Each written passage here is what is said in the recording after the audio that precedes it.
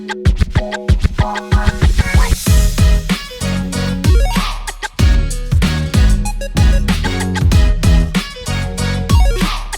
welcome to the 6-5. I'm Phoenicia, here to talk about our philanthropic endeavors here at the club with Mr. and Mrs. Richard and Becky Beem. Welcome to the 6-5, you guys. Thank you, Phoenicia. Now, so are both of you guys involved in both, or is it Lumen Arts and then engineering? We're both involved in both. Okay. Becky's more involved in Lumen Arts, and I've been more involved in engineers, but we're both involved in both. And we also support Boys and Girls Clubs. Boys and Girls, we can't forget about them. Mm-hmm. Yes. We'll have somebody on to speak about that too. Good? Good. So you guys want to tell me how you guys started first, how long you've been members, and then what let you into to join the Lumen Arts and Chicago Engineers Foundation. Either one of you can go first. So I joined the club in 2003, and I was not that active in the club for a while, but I often sat at the members' table. So people find out what your backgrounds are. And I have a degree in engineering, chemical engineering, and I worked in industry. So around 2012, 2013, the Engineers Foundation was reorganizing its leadership. And Terry Hendrickson knew that I was an engineer and asked me if I would serve on the board, which of course I agreed to. And then I became secretary and then president of the Engineers Foundation. So that's how I first got involved. And that was really my first leadership involvement in the club as well. Okay. Becky? Okay. So I became a dual spouse member about 5 years ago, and I did that because I wanted to get more engaged in the club.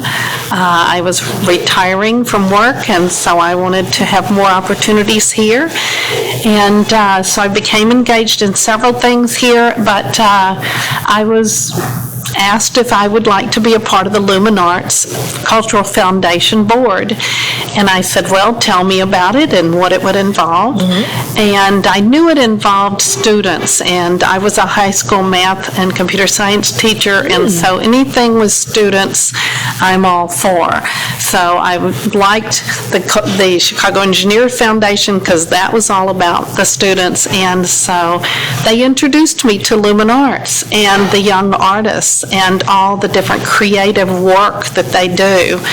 And so I fell in love with Lumen Arts, and now I serve on the board. Okay, and so tell me what that's like, because I know the process, I know the categories. So we had a Lumen Arts they were on our podcast, the former fellows. Oh, good, yeah. They were on our podcast. They were great. Good. So tell me the process of that, from finding, the students. Are they all students?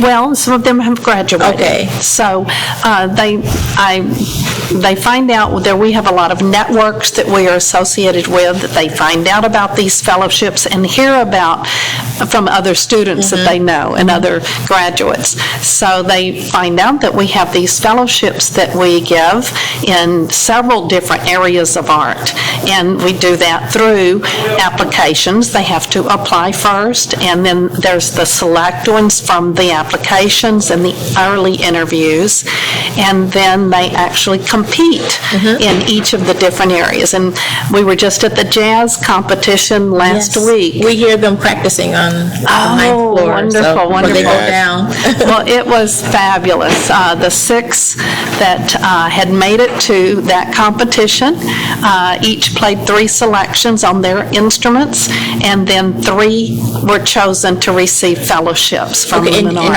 are you part of the judges determine the 3? Okay. I know it has to be difficult. Yeah, so we have professional judges who are in that field, and so they really know what they're doing. So it's not members of the club doing that. It's still going to be a difficult decision, especially with them in the room. You have to say yes, you, not you.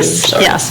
Well, the judges tell, Christina, who So they don't find out that day? Yes. But the judges tell her. And then the news is delivered to the whole audience at the same time that they hear their name being called. So it's a wonderful thing to see them, and they're so excited.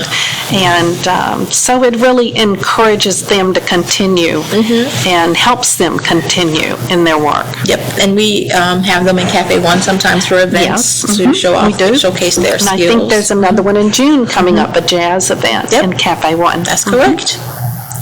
Mr. Beem, tell me about your Chicago Engineers Foundation. The important thing for people to know, or one important thing, is that graduating Chicago high school seniors who are planning to study engineering in college are eligible for an incentive award, and the time is ripe right now for them to apply. And we get amazing candidates from all over Chicago, and they go to colleges all across the country. Some of them go to college in Chicago or other places in Illinois, but they also go to the East Coast, to MIT, to California, everywhere. And we get all those applications in, and people review them and determine which ones are most qualified to receive the awards. We have an awards dinner in June that includes all the students, and they can bring a parent or a teacher or a guidance counselor. Okay. And it's a very diverse group, and it's a large group. We have about 100 awards, and they're eligible to renew them. So it's not 100 new ones every year, but if you include the returning sophomores, juniors, and seniors, and we have very good retention rates. So engineering is a difficult program, and a lot of students drop out, but the CEF students do far better than general run-of-the-mill students. And so, since you started that, like when you decided to take part in it, what has been your greatest pleasure? Like, did you know it was going to be like this, or has it been like, wow, this is not what I expected, it's far beyond what I expected? One of the things that has been fun is to go out to the high schools and present. So the fact is that no one in high school, and very few high school teachers, have any knowledge of engineering or engineering opportunities. So the people who are involved in CEF are mostly, you don't have to be, but many of us have engineering degrees. Many of us have worked in industry, so we can go out and tell students about the opportunities. There's a lot of high-paying jobs. Technology is just really important, and we cover all the branches of engineering. Did you know in high school that you wanted to go into engineering? I was thinking about it. I actually didn't decide until I started college. I had a conversation with a friend who was an engineering student, and I remember he was extolling the virtues of chemical engineering, which is what I ended up majoring in too. And I said, I don't know if I want to be an engineer. I think I might want to be a lawyer. And this friend said to me, you can major in anything and go to law school, so why don't you major in something practical? Then if you decide not to go to law school, at least you can get a good job that pays well. And I thought that made a lot of sense. So that was what I did. And then you did both, right? Yes, engineering and then law. So how did you decide? Teachers, I feel like always knew they wanted to teach, right? Just about, yes. I mostly knew I wanted to be a high school teacher. I did not want any other grade. I had to student teach, in other levels, and did not like it. So that's where my heart was. And so I got a great job in a 3-year-old school right next door to the NASA Space Center in Houston, and it was a fabulous experience. And I taught about 11 years there before we moved. Okay, I was going to say, so you guys are both in Texas. Yes. And then you came to Chicago. Yes. Yes. And did a job bring you to Chicago? Yes.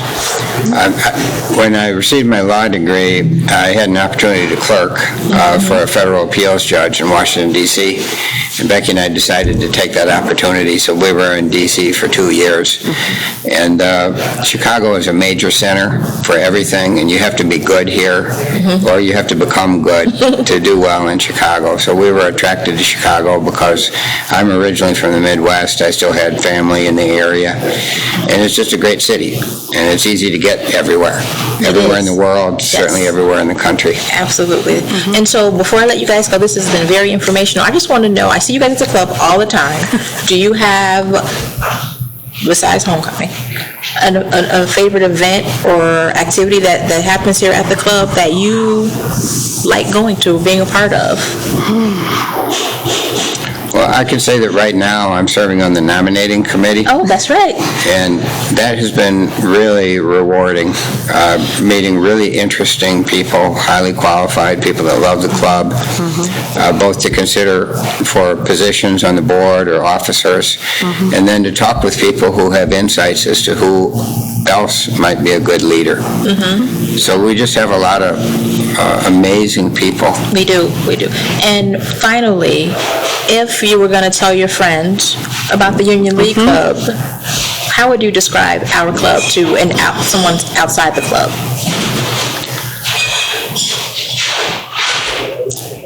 This was stated to me yesterday when I asked a candidate who was also recommending people for the board. I asked him that question, and he had the best answer that I've heard, which I would like to adopt, which is that this is a club that is civically engaged on the streets of Chicago, in Springfield, in Washington, D.C., on a national basis.